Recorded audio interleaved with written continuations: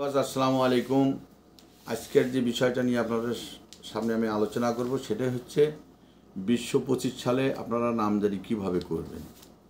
নামজারিটা আপনারা কিভাবে করবেন সেটাই হচ্ছে আপনার জমি ক্রয় করেছেন, যার নিকটে আপনি জমিটা ক্রয় করেছেন সেই ব্যক্তির নামে আপনার সমস্ত জমিগুলোর নাম তার নামেই রয়েছে। আপনার তার কাছ থেকে কিনে নেওয়ার পর যখনই মালিক পরিবর্তন হয়ে গেল তখন আপনি আপনার দলিল এবং কাগজপাতি যে সমস্ত প্রয়োজনীয় কাগজ আছে সেইগুলো দিয়ে আপনাকে নামজারি করতে হবে।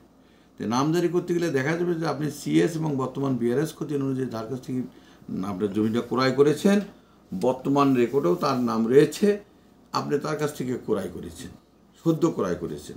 আপনি সদ্য ক্রয় করার পর আপনার যখন দলিলটা বের হবে অথবা একটা আপনি নকল আর উঠাই নিলেন, নেওয়ার পরে আপনি এই কাগজপত্র নিয়ে গিয়ে আপনার তহসিল অফিসে তহসিলদারের আপনার ভূমি অফিসে তহসিলদারের নিকট আপনাকে যাইতে হবে। যাওয়ার পর আপনাকে এখানে প্রথম অবস্থায় খাজনা দিতে হবে, অথবা যদি আপনি খাজনা না দিতে পারেন তারপরেও আপনি না দিতে পারেন আপনার খাজনা দিবেনই আপনার জমিনের।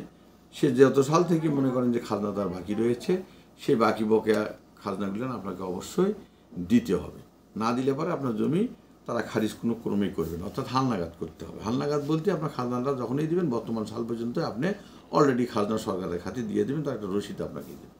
তখন আপনি যদি মনে করেন যে বলে আমি খাজনাটা আমার নামেই সরাসরি দেবো, আর ওনার নামে যদি আপনি সরাসরি দিয়েছেন ওনার নাম হবে, আপনি মাত্র আপনার নাম থাকবে যে আপনি নিজে আপনার তার নামে খাজনাটা দিয়ে দিলেন। আর আপনার নাম যখনই আপনার সরাসরি করতে যাবেন তখন আমরা খারিজের জন্য প্রস্তাব দেবেন। খারিজের জন্য প্রস্তাব দিয়ে তহসিলদার সাহেব তখন আপনাকে বলবে যে আপনাকে একটা নাম্বার ফেলাই দিবে, এই নাম্বার অনুযায়ী আপনাকে এসি ল্যান্ড অফিসে যাইতে হবে। এসি ল্যান্ড অফিসে গিয়ে আপনি ডিস্ট্রিক্ট এসি ল্যান্ড অফিসে যাবেন। এসি ল্যান্ড অফিসে গিয়ে আপনি সেখানে ওই দরখাস্তটা যখন উনি দিলেন আপনি দিলেন তখন ওই দরখাস্ত নিয়ে এসি ল্যান্ড অফিসে দিতে। এসি ল্যান্ড অফিসে দিলে পরে তখন ওরা করবে কি আপনার তখন একটা সরকারি একটা ফি নিবে, সেটাই হচ্ছে 1170 টাকা, ওটা বেশি না।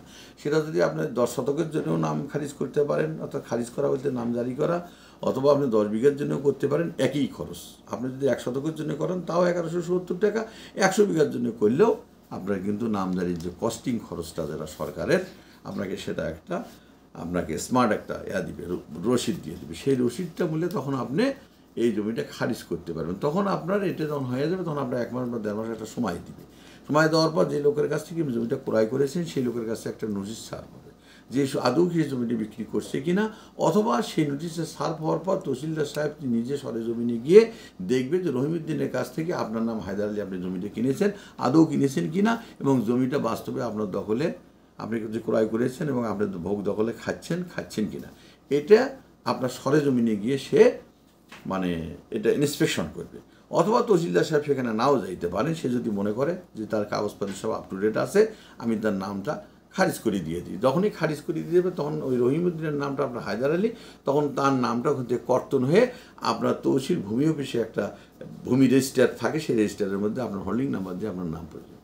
তখন আপনাকে এই কাগজটা নিয়ে আবার এসি ল্যান্ড অফিসে যাইতে হবে। এসি ল্যান্ড অফিসে গেলে পরে তখন এসি ল্যান্ডটা আপনার বরাবরে আপনার খারিজ করে দিয়ে দেবে। তখন আপনি তহসিলদারের কাছে গেলে পরে তখন ওই যে একটা আপনার হোল্ডিং নাম্বার যেটাকে বলা হয় এত বাই এত, হোল্ডিং নাম্বার এত বা এত অবলিক এত, তখন আপনাকে তহসিলদার সাহেব নামটা খারিজ করে দিয়ে দিলে তখন আপনার সরাসরি আপনার নামে কিন্তু আপনি খাজনাটা যতদিন থেকে বকেয়া রয়েছে এটা আপনি সরকারের খাতে দিয়ে দেবেন। তখন আপনার নামে অলরেডি নামটা কিন্তু চলে আসবে, যে আপনার নাম ওখানে বেষ্টিত হয়ে গেল। আর যে পূর্বের মালিক রয়েছে সেই পূর্বের মালিক কিন্তু তখন আর থাকবে না। আর যতদিন পর্যন্ত আপনি নাম জারিটা করেননি ততদিন পর্যন্ত কিন্তু এই জমিটা যতদিন পর্যন্ত আপনার নামটা জারি করেন ততদিন পর্যন্ত জমিটা কিন্তু তার নামই থেকে যাবে।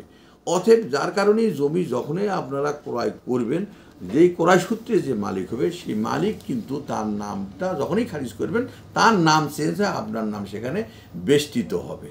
তখনই আপনি এই জমিটা যখনই আপনি নামজারি করে ফেললেন, এই জমিটা আপনার নিজস্ব, আপনি 10 বছর খান, 20 বছর খান, 1 মাস খান, 2 মাস, যেটাই করেন না কেন আপনি এই জমিটা যদি আপনি 2, 4, 5 বছর পরেই হোক বা যেদিন নিলেন তার 2 দিন পরেও যদি আপনি বিক্রি করতে চান, অথবা সেই জমির উপরে একটা যদি আপনি কোনো লোন করতে চান যে এই জমিটা আমার ভ্যালুয়েশন এত, আমি 10% জমি কিনছি 20 লক্ষ টাকা দিয়ে, হ্যাঁ, আপনার নাম খারিজ করে নেবেন। তখন আপনার খাজনাপাতি সব ঠিকই থাকবে, আপনি তখন কিন্তু একটা ওই জমির উপরে লোনও করতে পারবেন, তখন আর কোনো অসুবিধা হবে না। কেন যে কোনো ব্যাংকে XYZ যে কোনো ব্যাংকেই যদি আপনি যান, কৃষি ব্যাংক হোক, সোনালী ব্যাংক হোক, ইসলামী ব্যাংক হোক, তখন কিন্তু আপনাদের ব্যাংকের লোক বলবে আপনার খাজনা দিয়ে আসেন, আর আপনি জমি ক্রয় করেছেন, জমিনের আপনি নামজারিটা করিয়েছেন, আপনি খারিজ করে নিয়েছেন, তার মানে সমস্ত কিছুই আপনার নামে অলরেডি হয়ে গেল। তখন ওই প্রসেস অনুযায়ী আপনার ফর্মুলা অনুযায়ী আপনি সব কাগজপাতি ব্যাংকে দিয়ে দেবেন। আপনি দেখবেন যে ওখানে যে একটা কোনো প্রতিষ্ঠান আপনি করতে চান অথবা আপনি ওটার উপরে যে লোন নিতে চান, তাহলে আপনার জন্য খুবই সহজ এবং সরল হয়ে যাবে বিষয়টা। এই জন্যে নামজারিটা বিশেষ প্রয়োজন। জমি ক্রয় করার পর আপনি যখনই জমি ক্রয় করলেন তখন আপনি খারিজ করে নিয়ে নেবেন। আর আপনি খারিজ করে নেওয়া মানে আপনার একদম নিষ্কণ্ঠ জমি হয়ে যাওয়া। তাই আমাদের হোয়াটসঅ্যাপ নম্বর দেওয়া থেকে হোয়াটসঅ্যাপ নম্বরে আপনারা সরাসরি যোগাযোগ করবেন এবং আপনাদের প্রয়োজন মধ্যে আপনারা এইটা মেসেজ করে পাঠাতে পারেন। এই আশাবাদ ব্যক্ত করে আপনাদের সুস্বাস্থ্য কামনা করে আমি শেষ করছি। আসসালামু আলাইকুম। আমি